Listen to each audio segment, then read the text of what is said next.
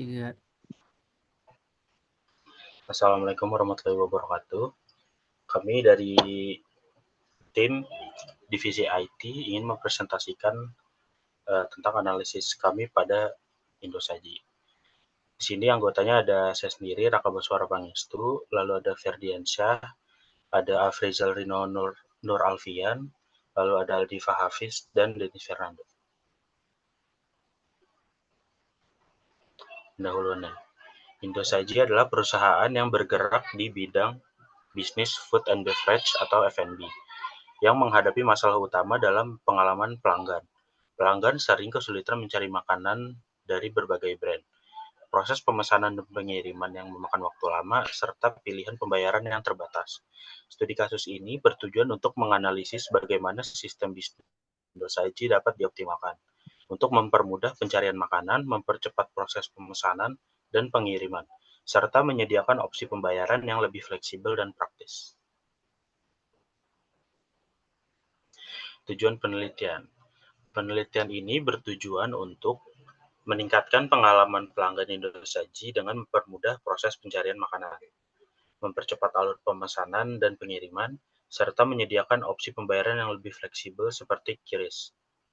Selain itu, penelitian ini juga bertujuan untuk mengintegrasikan sistem bisnis Indosat secara menyeluruh, guna meningkatkan efisien dan efektivitas operasional perusahaan.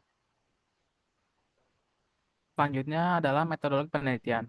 Penelitian ini menggunakan model pengembangan sistem waterfall yang terdiri dari beberapa urutan. Yang pertama adalah analisis kebutuhan, yang dimana kebutuhan pengguna dan spesifikasi sistem diidentifikasi.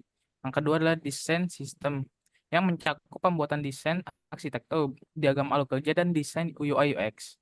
Yang ketiga, implementasi, di mana pengembangan front end dilakukan menggunakan React.js, sedangkan backend menggunakan Node.js dan NoSQL MongoDB.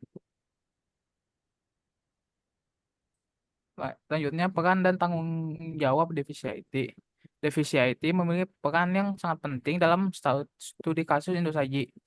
Tanggung jawab divisi IT meliputi berbagai pengembangan sistem terintegrasi yang mencakup pencarian makanan, pemesanan, pengiriman, dan pembayaran.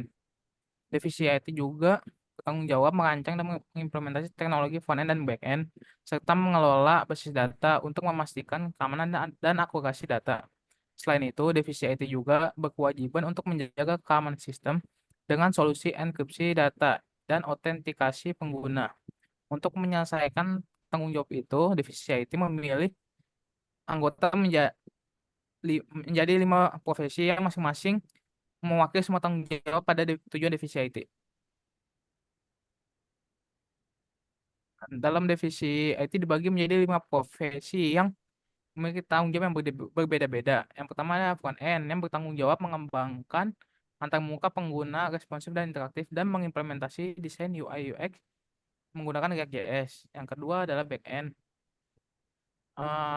yang bertanggung jawab mengembangkan dan mengelola server, database, dan API menggunakan Node.js dan NoSQL MongoDB untuk mengenangannya aplikasi jaringan dan server-side real-timer dan penyimpanan database, serta memastikan keamanan dan integrasi data.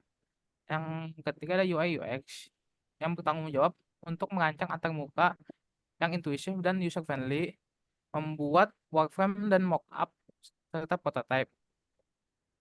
Terus fokus pada pengalaman pengguna untuk memastikan navigasi yang mudah dipahami. Yang keempat adalah full stack, yang menjawab untuk menguasai pengembangan front end maupun back end. Lalu mengintegrasi antara pengguna dan server. Dan terakhir menyelesaikan tugas yang memerlukan pengetahuan menyeluruh tentang sistem. Yang kelima ada project manager yang bertanggung jawab untuk mengelola dan mengkoordinasi seluruh tim IT dan memastikan proyek berjalan sesuai rencana dan tujuan tercapai tepat waktu.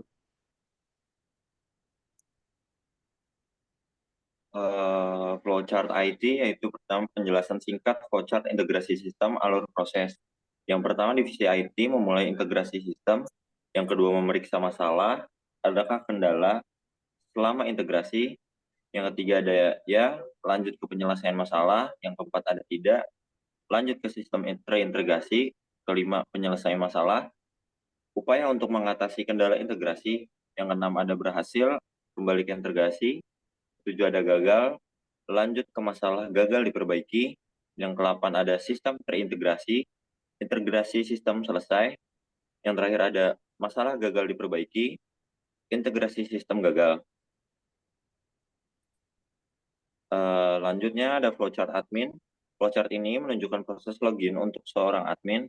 Berikut langkah-langkahnya ada. Yang pertama ada admin membuka website. Yang kedua ada admin melakukan login. Yang ketiga, proses verifikasi login dilakukan. Yang keempat, jika login gagal, admin kembali ke langkah melakukan login. Yang terakhir ada jika login berhasil, admin dapat yang pertama melihat stok persediaan. Yang kedua ada menganalisa proses bisnis.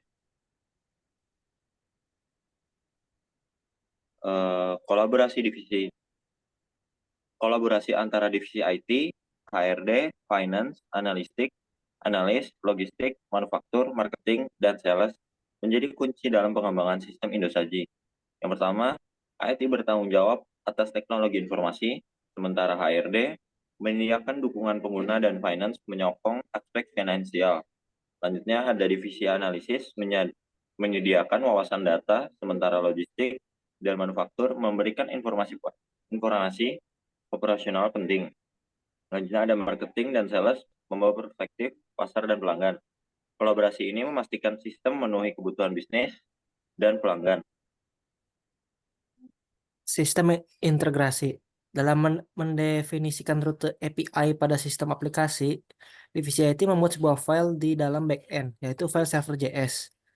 Dalam file server.js berfungsi untuk mengatur dan menjalankan server express yang menentukan port di mana server akan berjalan dan endpoint API yang mendefinisikan rute-rute API yang akan digunakan oleh aplikasi.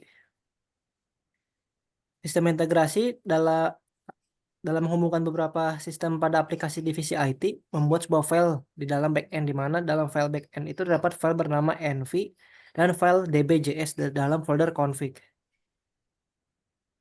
Kemudian untuk file db.js sendiri itu berfungsi mengatur koneksi ke database MongoDB menggunakan library Mongoose, di mana mongoose.connect digunakan untuk menginisiasi koneksi ke MongoDB dengan URL koneksi yang diberikan.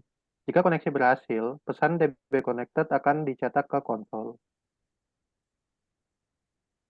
Kemudian ada file .env. Pada backend digunakan untuk menyimpan variabel lingkungan atau environment variable yang berisi konfigurasi penting dan sensitif untuk aplikasi seperti JWT_secret, yaitu sebagai kunci rahasia memverifikasi JSON Web Token atau disebut JWT. Kemudian ada Stripe Secret Code sebagai kunci rahasia yang digunakan untuk berinteraksi dengan API Stripe, di mana backend memungkinkan melakukan operasi seperti membuat pembayaran. Kemudian dari proyek ini, hasil yang kami harapkan dari divisi IT yaitu dengan adanya integrasi sistem pada bisnis Indosaji, ini diharapkan bisnis Indosaji mencapai sejumlah hasil yang signifikan.